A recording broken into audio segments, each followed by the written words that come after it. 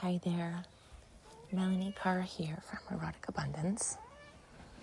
And as I woke up this morning and I sat out here looking out over the jungle and just feeling the ebb and flow of the energy of the universe, how the wind comes and blows on the leaves and the clouds passing overhead, and you start to feel the energy in your body. And I think one of the most beautiful experiences that we have in this process of evolution and awakening and becoming closer to our higher self, the purpose of our soul, is that we start to understand that the energy, the erotic energy of our creative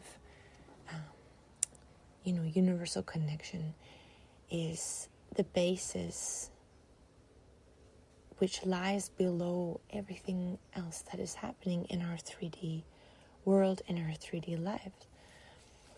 And so many times we're focused on how to connect with others and how to have a relationship. Everything is based on relationships. You go to the mall, you go to schools, you go to work, and it's all based on relationship. And so most of our life and what we're trying to do and create is also based on the connections with others. But underlying all of this,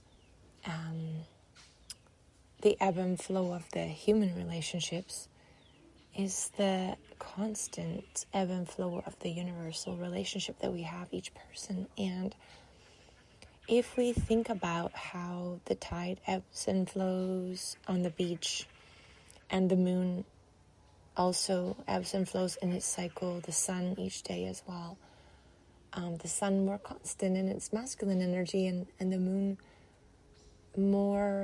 less constant, with its changes and its cycle that's longer and more feminine, and all of the ebb and flow of the cycles of the earth, and all the ebb and flow of all the molecules in the universe.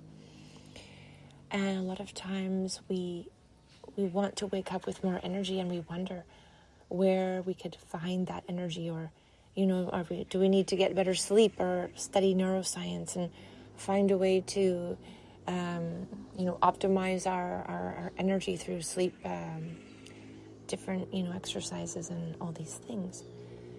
But at the end of the day, even though we have all the yoga poses and all the practices, all the breathing practices, which is the breath is another ebb and flow. It's the ebb and flow that actually connects us to the universal ebb and flow. And it's exactly the same ebb and flow that we actually are participating in when we have a sensual erotic experience with another human being. It's the same ebb and flow of all of creation.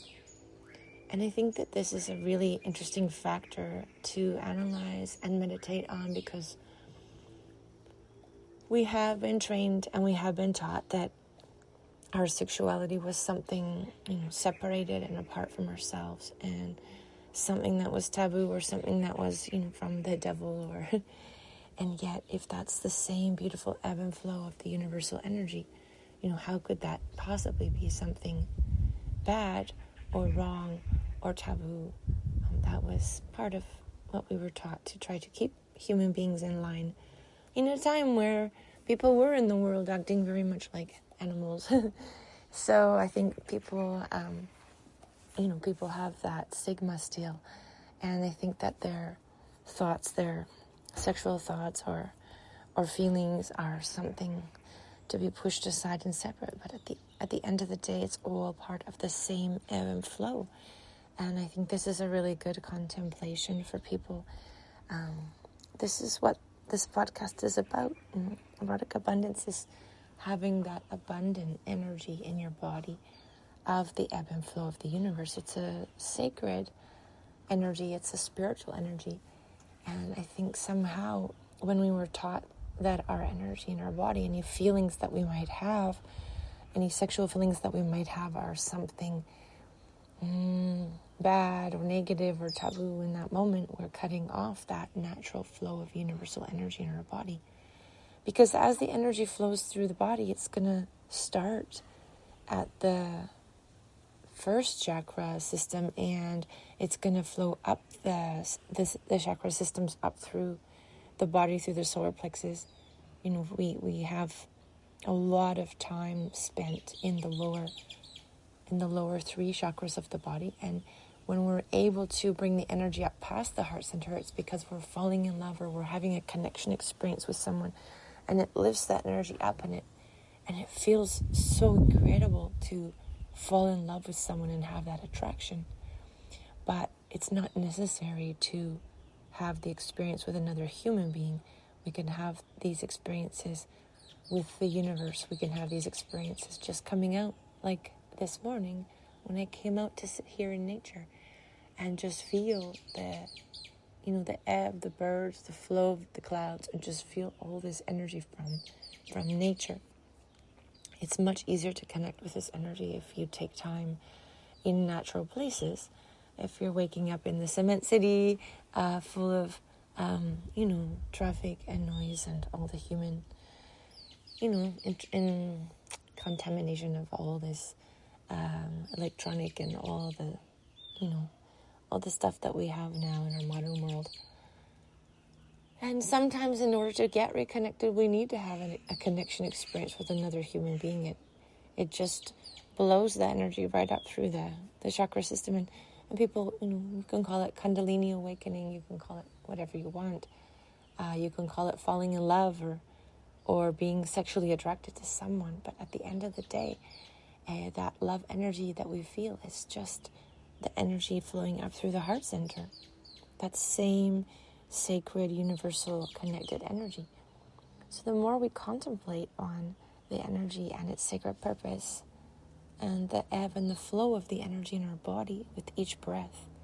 I mean, each breath should be like an orgasmic feeling of creative energy as we breathe in and as we breathe out. It's just the same movement in our bodies as we breathe that we have when we're making love. It's the same, breathing in and breathing out, and the same feeling of energy flowing through the body and the chakra system. It's just that we're stopping it, we're blocking it, and it hasn't managed to actually flow all the way up, right up through our bodies to higher self. And it's an exercise, it's a meditation, it's a practice. What would it feel like to have a meditation or have a moment each day where we actually make love with the universe and we make love with higher self?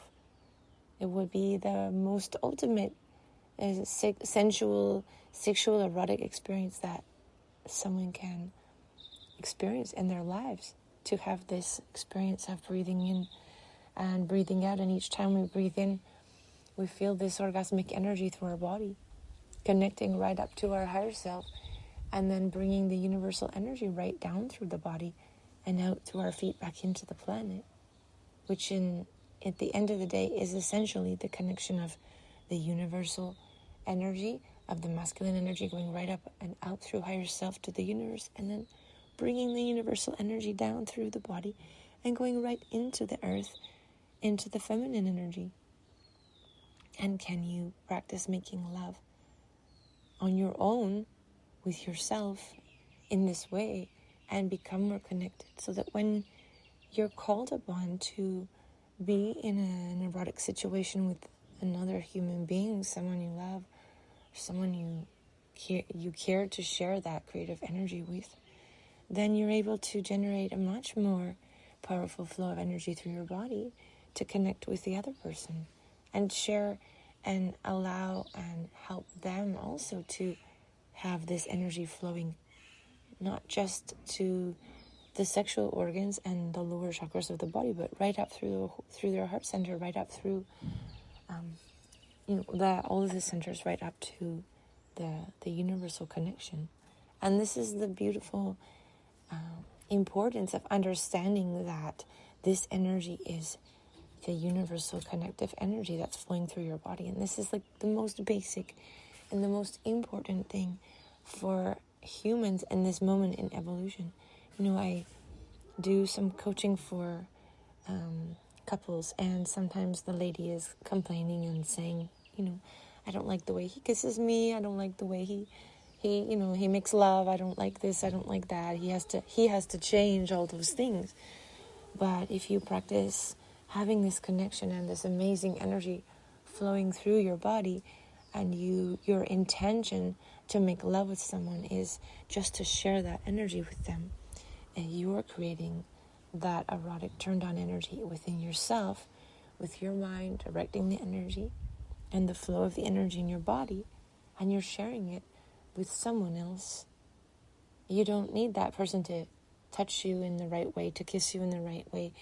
You feel so much energy flowing through your body that it doesn't matter what the other person is doing.